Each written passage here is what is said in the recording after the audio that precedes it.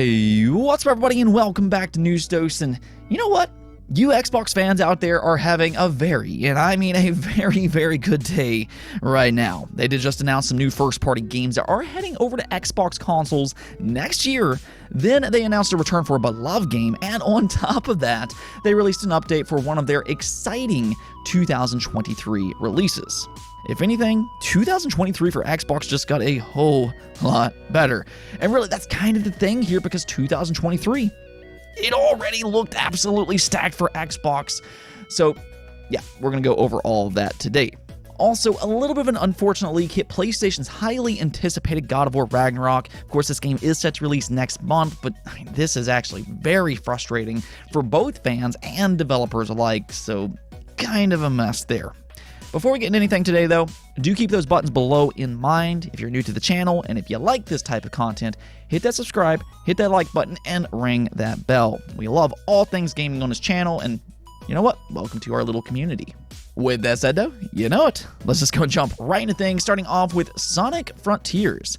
This game has really just been such a wild ride from the get-go. It's a big change for the Sonic franchise, being more of this Breath of the Wild-inspired open-world style of game, and there's a lot of excitement to see how this formula will mix with the Sonic IP. Then they come out and they make this big mistake by doing the IGN first videos where they showed an old build of the game. I really don't know what they were thinking with all of that. It did the game just such a huge disservice as it killed some of the hype. But then they showed it at Gamescom and, well, it looked good. Since then, it really seems like people are cautiously optimistic once again, and that leaked right into its early previews. Critics have now gotten their hands on Sonic Frontiers, where they're able to play some of the early islands, and they are posting up their early impressions now. And overall, from what I've gathered, it appears that for the most part, they're positive, but with some minor flaws. It might be a little repetitive, and there are a few graphical issues such as pop-in, which has been evident through some of its early trailers.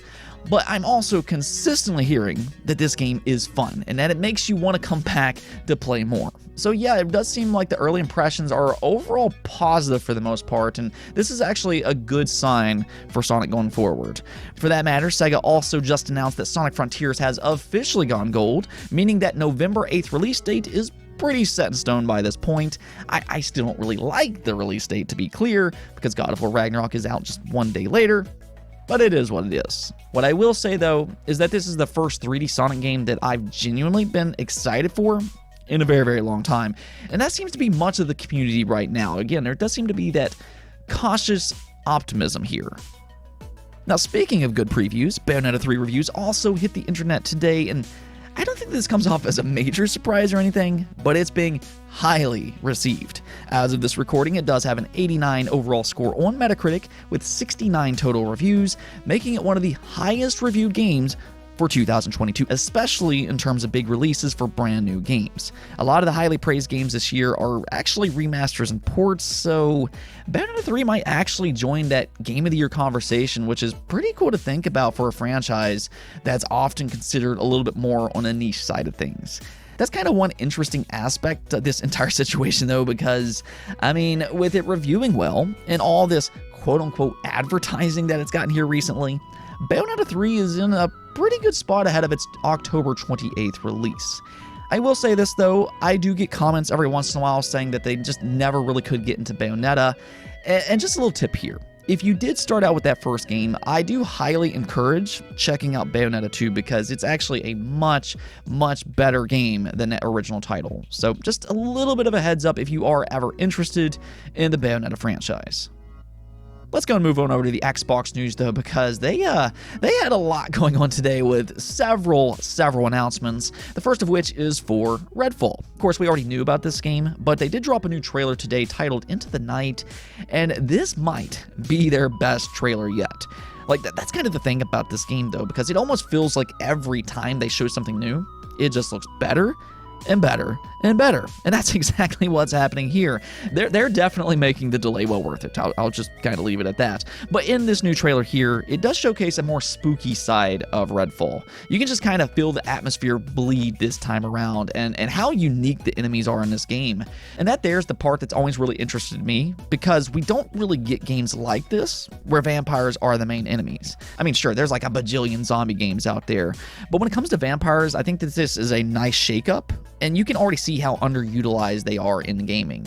They can give them some unique and interesting abilities, as you're seeing here with these like vigilant watchers that seems to act like some sort of gargoyle-like guards.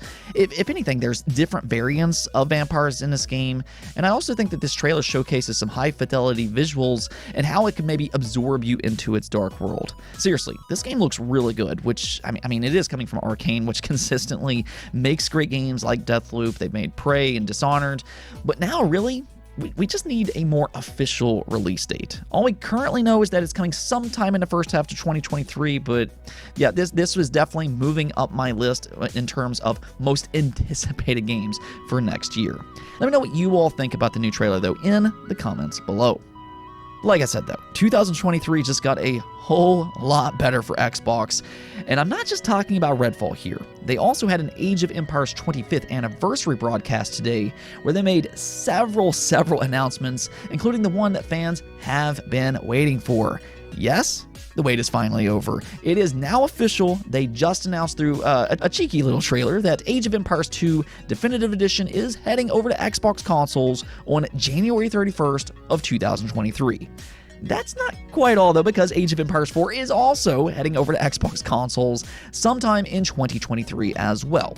Now, we don't have an exact release date for that one just yet, but what I imagine they're going to do here is release it near the holiday season, which will make for good bookends. That way you'll get one Age of Empires game at the beginning of the year, and then one right at the end. That also gives fans plenty of time to fully absorb themselves into Age of Empires 2 before moving on over to Age of Empires 4. These are some of the most beloved RTS games of all time, though, and really some of the most successful for that matter, so this is actually big news. There's a big community for Age of Empires for sure, but that's really on the PC side of things.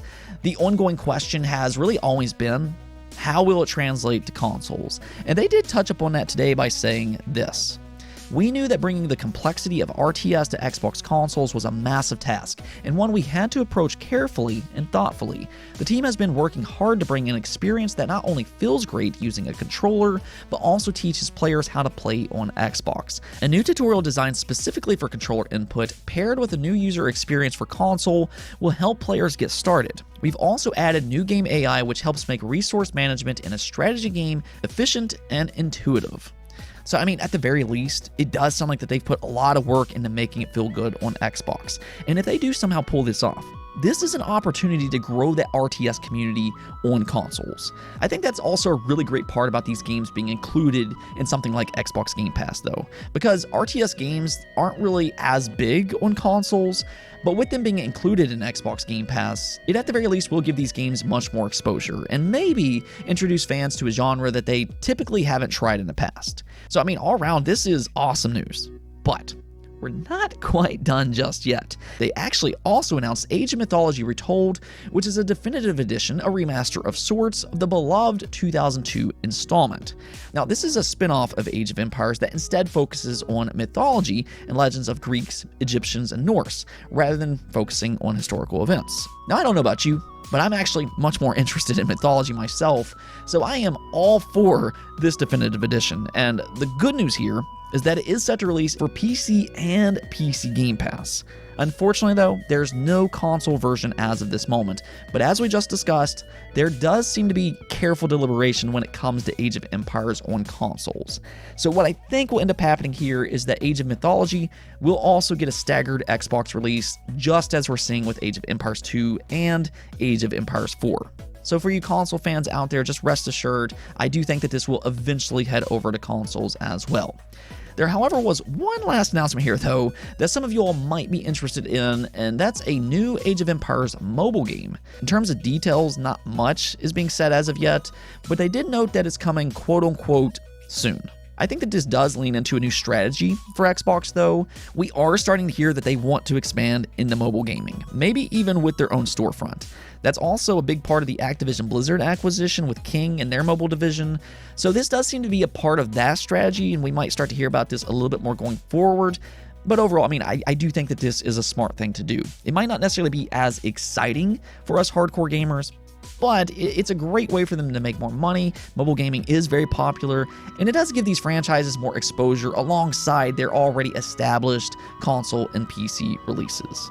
I want to hear from you all, though. Are you excited about Age of Empires finally heading over to Xbox consoles? And also, are you excited to check out Age of Mythology on PC and PC Game Pass? Now, we do also have an unfortunate leak to talk about, and this really is more of a warning than anything else. Just kind of letting you all know, be cautious on the internet as we move towards the release of God of War Ragnarok. This is actually one of my own personal most anticipated games for this year, as I imagine it is for many of you as well. But what's happening here is that review codes are now out in the wild, and somebody somewhere messed up as they accidentally leaked some of the story's pictures online. Now, you might wonder how something like this could leak out by accident, but if we take a look over here at this IGN article, it sums things up pretty well. So they say the leak itself, while damaging, appears to be an innocent one. A Twitter account, which we won't link here, for a user with an early code for the game appears to be auto-posting screenshots taken while playing, inadvertently revealing details of the game. IGN has confirmed that the images are legitimate. So first off, yes, this is a legitimate leak, and these are very much real pictures. And it does reportedly reveal some things that you probably don't want to know about until you play the game yourself. Now, with that said, there's at least a silver lining here, as from my understanding, all the pictures that were auto-posting were from early portions of the game. So this could have been much, much worse. Still, even though this was an accident, it really is an unfortunate situation because this does create problems for both the developers and fans alike. Obviously, the developers have tried to keep much of the story and what's going to happen a secret, and they've done a pretty good job at containing that information so far, only to have their efforts be ruined by a mistake from an early review code just weeks ahead of its launch. Then for fans, I mean, you all should probably just kind of proceed with caution online. I definitely wouldn't recommend going into God of War Ragnarok topics on social media where people could post pictures or things like that, because even if that user took that stuff down, we all know the internet never forgets. The leak, it's out there, and there's no undoing that. So if you do want to keep this game a complete mystery as we head towards its November 9th release, just kind of be cautious. Let's go take a look at the poll of the day, though, and as we discussed yesterday, it does seem like there's a possibility that Square Enix might be doing something with the Parasite Eve IP. So I asked you all, if Square Enix truly does bring back Parasite Eve, which direction would you prefer them to take? And as you can see here, 42% of you all would prefer them to make a brand new entry. Then 27% of you said you want a remake, while 22% of you said you're not interested in Parasite Eve. So it does look like you all want a brand new game here, and I can understand that. It does seem like some people are a little tired of remakes, and some people want something just completely new. At the same time, though, remakes have also been very, very successful, and it's been a great way to introduce new fans to these classic franchises. If anything, I think that they're a fantastic way to reboot games. But let's just go and take a look at what you all had to say. It did seem like most of the comments were the ones that want a remake as well, which I thought was interesting. Not many of you all explained why you want a new entry more, but David here said, I believe they can make an amazing remake out of this game. I know some people might be fed up with remakes, but not everyone is old enough to have played the originals. I was there, and I can barely remember the story. A remake set in the same scenario, same year and everything, with Final Fantasy VII Remake graphics would be amazing. Then they can take the series to wherever they want. And yeah, that's pretty much my line of thinking as well. I think, like you said, this is an old game, and a lot of people today haven't played them. I'd even say that sometimes a completely new release for an old franchise can kind of alienate fans because they never played the originals. In this case, Parasite Eve released way back in 1998, so it's been 24 years. There's a good chance that a lot of gamers today haven't played that original, so that's why I'm personally leaning more towards a remake myself. Plus, I also think that it's good for fans of the originals as well, because, you know, again, like you said, it can kind of refresh your memory and just kind of give a whole new perspective for a game like this, because there's a lot more you can do with modern day technology. Plus, on top of that, third birthday for the PSP, it's not like that was exactly a great sequel to those original games either, and a remake would be a little bit more safe in that sense. But just like you, I do believe a remake for Parasite Eve has a ton of potential with that Final Fantasy VII Remake treatment. At the end of the day, though, a return to Parasite Eve one way or the other, whether new or a remake, yeah, I'd say that that's pretty good news in my opinion. Anyways, though, that's it for this episode. But if you liked the video, don't forget to bell notification and subscribe button for more content just like this. Also, if you'd like to support the channel through Patreon, thank you for making this content possible. Peace out.